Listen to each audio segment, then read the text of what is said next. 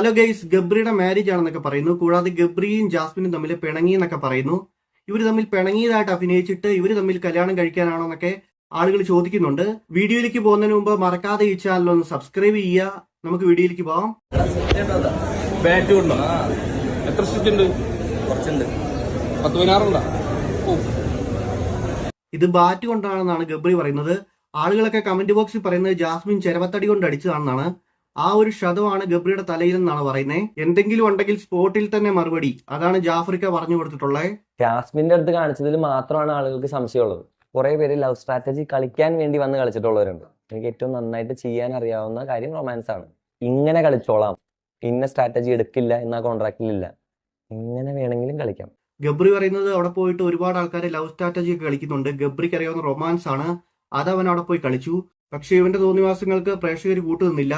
അതിൽ ഇവന് പ്രേക്ഷകരോട് വിയോജിപ്പുണ്ടെന്നാണ് പറയുന്നത്. ഇവൻ അമ്മാതിരി പരിപാടിയാണ് അവിടെ കാണിച്ചത്. ഒരു ആൺകുട്ടിയും പെൺകുട്ടിയും നമ്മൾ ഒരുമിച്ചിരിക്കുന്നു, അതൊന്നും ഒരു പ്രശ്നമായിട്ടുള്ള കാര്യമല്ല. പക്ഷേ അതെങ്ങനെ ബിഹേവ് ചെയ്യുന്നു, അതെങ്ങനെ റെസ്പോണ്ട് ചെയ്യുന്നു. നമ്മുടെ ഉള്ളിൽ ഹോർമോൺസ് ഉണ്ട്, നമ്മുടെ ഉള്ളിൽ കുറെ പരിപാടികളുണ്ട്. നമുക്ക് കൺട്രോൾ ചെയ്യാൻ പറ്റാത്തൊരു കാര്യമുണ്ട്. അതിപ്പോ കല്യാണം കഴിഞ്ഞവരാണെങ്കിലും എന്താണെങ്കിലും. ഇവൻ ആദ്യം പറഞ്ഞു ഇവൻ റൊമാൻസ് ഒരു സ്ട്രാറ്റജി ആയിട്ട് എടുത്തിട്ട് ഇവൻ അഭിനയിച്ചതാണെന്ന്. ഇപ്പൊ പറയുന്നുണ്ട് ഇവന് ഹോർമോൺ ഉണ്ട്, അത് പുറത്തു വന്നുകൊണ്ടാണ് ഇവൻ ഇങ്ങനെയൊക്കെ ചെയ്തതെന്ന്. നീ പറയുന്ന കറക്റ്റ് ആണെങ്കിൽ കല്യാണം കഴിക്കാൻ പോകുന്ന പെണ്ണിന് ഹോർമോൺ ഒക്കെ ഉണ്ട്. ഇങ്ങനെ ഒരു സിറ്റുവേഷൻ അവിടെ ഉണ്ടായാൽ നീ സഹിക്കൂ. കാരണം ഒരു ചെറുക്കന് വാക്ക് കൊടുത്തിട്ട് വന്ന ഒരാളാണ്. ജാസ്മിനെ കല്യാണം കഴിക്കാനിരുന്ന ചെറുക്കൻ ഇവരെക്കാട്ടിലും ബുദ്ധിയുള്ള ആളായിരുന്നു. ഈ സംഭവം എല്ലാം കണ്ടപ്പോഴത്തേനും അവൻ മോതിരം ഊരിയിട്ട് ജാഫ്രിക്കയ്ക്ക് കൊടുത്തു. ജാഫ്രിക്ക അത് വിറ്റോ പണയം വെച്ചോ അതൊന്നും അറിയത്തില്ല. തൊടുന്നത് തെറ്റാണ്, അല്ലെങ്കിൽ കൂടെ ഇരിക്കുന്നത് തെറ്റാണ്. കമ്മിറ്റഡ് ആയിട്ടുള്ള ഒരാളുടെ തൊടുന്നതോ കൂടെ ഇരിക്കുന്നതോ തെറ്റായിട്ട് എനിക്ക് തോന്നിയിട്ടില്ല. തൊടുന്നതും തെറ്റല്ല, ഉമ്മ കൊടുക്കുന്നതും 110% മറ്റുള്ള പെൺകുട്ടികളുടെ കാര്യത്തിൽ നീ ഇങ്ങനെ പറയുമായിരിക്കും. പക്ഷെ കല്യാണം കഴിച്ച് സ്വന്തം ഭാര്യയോട് ആരെങ്കിലും ഇങ്ങനെ പെരുമാറുമ്പോൾ ഒരിക്കലും നമ്മൾ അത് സമ്മതിച്ചു കൊടുക്കത്തില്ല. 100% ഉറപ്പാണ്. അങ്ങനെ തെറ്റല്ലെങ്കിൽ പിന്നെ എന്തുകൊണ്ടാണ് ഇത് പുറത്ത് കണ്ടുകൊണ്ടിരിക്കുന്ന ആള് അല്ലെങ്കിൽ ജാസ്മിനായിട്ട് വിവാഹം ഉറപ്പിച്ച ഒരാൾ പിന്നീട് അത് വേണ്ടെന്ന് വെക്കുന്നു? അത് എന്നോടല്ലോ അത് ചോദിക്കേണ്ടത്, ചോദിക്കുന്നു. അപ്പൊ അതിൽ നിന്ന് വ്യക്തമല്ലേ? കാരണം അത്രത്തോളം ഒരു പ്രശ്നമല്ല, ഇത് സൗഹൃദത്തിന്റെ ഭാഗം മാത്രമാണെന്ന് പറയുമ്പോൾ അതിന്റെ കാഴ്ചപ്പാട് അങ്ങനെയല്ല എന്നുള്ളൊരു സൊസൈറ്റി ഇവിടെ ഓൾറെഡി ഉണ്ട് എന്നുള്ളത് കൂടി നേരത്തെ പറഞ്ഞ ജനവിധിയുടെ ഭാഗമാണ്. പറഞ്ഞ വാക്കാ പ്രശ്നം. ഏതാണ്? സൊസൈറ്റി. ആ പയ്യൻ എന്തുകൊണ്ടായിരിക്കും അത് ചെയ്തിട്ടുണ്ടാവുന്നതാണ് എനിക്ക് തോന്നുന്നത് അറിയോ? അവന് സഹിക്കാൻ പറ്റാത്തോണ്ടായിരിക്കും അവൻ ആ പോസ്റ്റ് ഇട്ടിട്ടുണ്ടാവുക. ഇവൻ അകത്തൊന്നും ചെയ്തിട്ടില്ലെന്നാണ് പറയുന്നത്. പിന്നെ നമ്മൾ ബിഗ് ബോസിൽ കണ്ടത് ഇവന്റെയും ജാസ്മിന്റെയും AI ആനിമേഷൻ ആണോ? അവന്റെ തോന്നിവാസങ്ങൾ അംഗീകരിക്കാത്ത സൊസൈറ്റിനെ അവൻ അംഗീകരിക്കത്തില്ല, അങ്ങനെയാണ് അവൻ പറയുന്നത്. ഗൈസ്, നമുക്കിനി ജാസ്മിന്റെ എക്സ് പറയുന്നൊന്ന് കേൾക്കാം. ഇവൻ പറയുന്ന കാര്യത്തിൽ സത്യം ഉണ്ടോന്ന്. 1.5 വർഷമായിട്ടുള്ള ഫ്രണ്ട് അവള് ഷൂ പോകുന്ന 2 ദിവസവും പോകുമ്പോ അവളുടെ എല്ലാ കാര്യങ്ങളെല്ലാം അവളുടെ വീട്ടിൽ പോയിരുന്ന അവളുടെ പാക്കിംഗ് മുഴുവൻ ചെയ്ത് കൊടുക്കേണ്ട ആവശ്യമുണ്ടോ? പുള്ളി ബിഗ് ബോസിലേക്ക് പോകുന്ന ജാസ്മിന്റെ ഡ്രസ്സ് മടക്കി കൊടുക്കുന്നു, ബാഗ് ബാക്കി എന്നൊക്കെ കാണിച്ചു തരുവാണ്. ടാറ്റ കൊടുക്കുന്നവരെയും കാണിച്ചു തരുന്നുണ്ട്. പുള്ളിയുടെ സങ്കടം അങ്ങനെയാണ് അയവിറക്കുന്നത്. ഇപ്പൊ അതും നിങ്ങൾക്ക് ഡൗട്ട് ഉണ്ടെങ്കിൽ കാണിച്ചു തരാം. ചെന്നൈ പോയി അവസാനം ഈ കൈ ആണെന്ന് ഉണ്ടോ?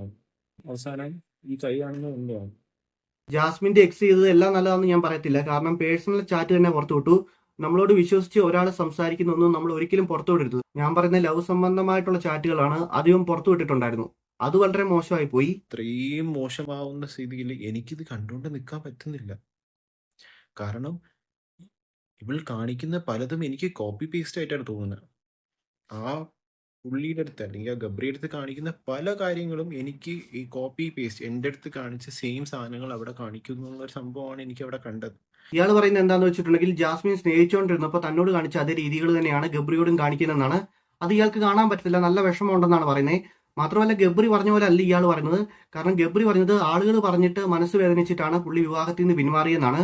പക്ഷെ ഇയാൾ പറയുന്നത് ഗബ്രി കാരണമാണ് ഞാൻ പിന്മാറിയെന്നാണ്. കുറെ പേര് ലവ് സ്ട്രാറ്റജി കളിക്കാൻ വേണ്ടി വന്ന് കളിച്ചിട്ടുള്ളവരുണ്ട്. എനിക്ക് ഏറ്റവും നന്നായിട്ട് ചെയ്യാൻ അറിയാവുന്ന കാര്യം റൊമാൻസ് ആണ്. ഇങ്ങനെ കളിച്ചോളാം. സത്യം പറയുവാണെങ്കിൽ ഒരു മര്യാദയൊക്കെ വേണ്ടടി. എൻഗേജ്മെന്റ് കഴിഞ്ഞ ഒരു പെണ്ണിനോടാണ് ഇവൻ റൊമാൻസ് കളിച്ചത്. ഇവർ ഇൻസ്റ്റഗ്രാമിൽ അങ്ങോട്ടും ഇങ്ങോട്ടും അൺഫോളോ ചെയ്യുന്നതാണ് പറയുന്നത്, പരസ്പരം അൺഫോളോ ചെയ്യുന്നതാണ് പറയുന്നത്. ഇന്നത്തെ കാലത്ത് ആരെങ്കിലും തമ്മിൽ പിണങ്ങിയിട്ടുണ്ടെങ്കിൽ ഇൻസ്റ്റഗ്രാമിൽ അൺഫോളോ ചെയ്യും, ഫേസ്ബുക്കിൽ അൺഫ്രണ്ട് ചെയ്യും. അങ്ങനെയാണ് നാട്ടുകാർ ഇവർ പിണങ്ങിയെന്ന് അറിയുന്നത്. എനിക്ക് പറയാനുള്ളത് ഇവർ തമ്മിൽ പിണങ്ങരുത്, ഇവർ തമ്മിൽ ഒന്നിക്കണമെന്നാണ്. കാരണം ഇവർ തമ്മിൽ ഒന്നിക്കണമെന്ന് ആഗ്രഹിക്കുന്ന ഒരുപാട് ആൾക്കാരുണ്ട്. അതിൽ ഏറ്റവും കൂടുതൽ ജാസ്മിന്റെ ആളുകളാണ്, ജാസ്മിന്റെ ഫാൻസ് ആണ്. അവരാഗ്രഹിക്കുന്ന ഗബ്രിയും ജാസ്മിനും തമ്മിലുള്ള വിവാഹം നടക്കണമെന്നാണ്.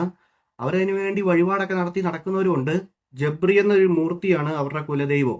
ഗൈസ്, എന്തൊക്കെയായാലും എനിക്ക് ഇത്രയൊക്കെ പറയാൻ. വീഡിയോ ഇഷ്ടപ്പെട്ടെങ്കിൽ ലൈക്ക് ചെയ്യുക, സബ്സ്ക്രൈബ് ചെയ്യുക.